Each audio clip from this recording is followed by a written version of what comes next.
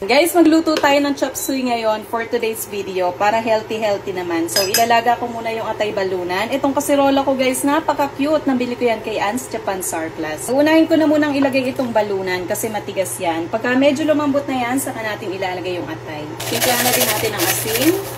Ayan, pag medyo malambot na yung balunan, ilagay na din natin itong atay. Ayan. Tapos pag naluto yan, dalawa na yan, saka natin hihiwain ng maliliit. Pag naluto naman na yung atay balunan, magigisa na tayo ng bawang at sibuyas sa butter. Butter yung ginamit ko guys para mas malinam na. Pag okay na itong bawang at sibuyas, ilagay na din natin itong sahog natin na atay balunan. Pagsasamahin ko na guys kasi luto naman na yan. Okay na to guys, ilagay na natin yung gulay. Unahin na natin itong mga matitigas, tulad ng carrot, sayote at cauliflower.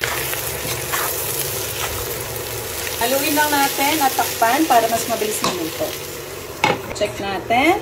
Pag na-half-cook naman na guys, isunod na natin yung iba pang gulay. Ito yung malalambot. Tulad nitong repolyo, bell, green at red. Maglalagay ako. At celery, huwag niyong kakalimutan. Masarap yan.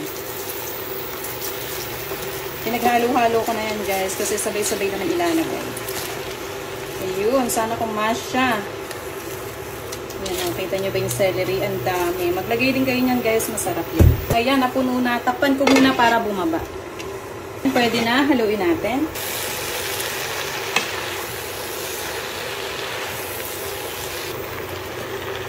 Na-half-cook na yung ating mga gulay-gulay. Ilagay na din natin itong corn at itlog ng pugo. Tapos sa aking chop suey naman, gusto ko yung creamy at milky. Kaya naglalagay ako ng cream of mushroom powder. Dinissolve ko lang to sa 1 cup ng water. Ilagay natin. Ilagay na din natin itong 1 can ng evaporated milk. Ayan mo, diba? Para creamy siya. Timplahan na din natin yan ng salt at pepper. Haluin natin. At pag kumuluto guys, okay na to. Diba? Napakabilis lang lutuin. Tapos pag naglagay kayo ng gatas, huwag nyo nang tatakpan para hindi mamuo. Ayan na yung ating chop suey na creamy. Kasi pwede din naman yung chop suey na walang gatas. Pakuluin lang natin to at pwede na to i-serve. Ayan na siya, oh. Ayan na yung ating chop suey. Napakasarap niyan, guys. I-try nyo din po. Tikman natin kung pwede na. Ang sarap! Lasang sopas!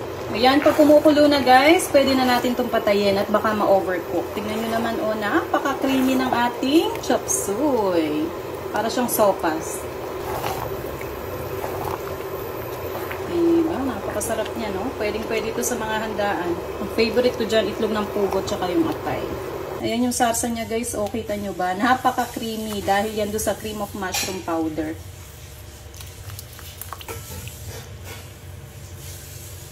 Siyempre, tayo yung unang customer. Gusto ko yung sauce. Try natin. Okay, ayan na siya guys. So, kain.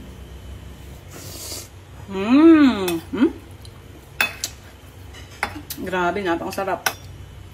Ayun, no? Pag ganito kasarap yung ulam guys, mapapakain talaga kayo ng gulay kahit hindi kayo mahilig sa gulay. Kain.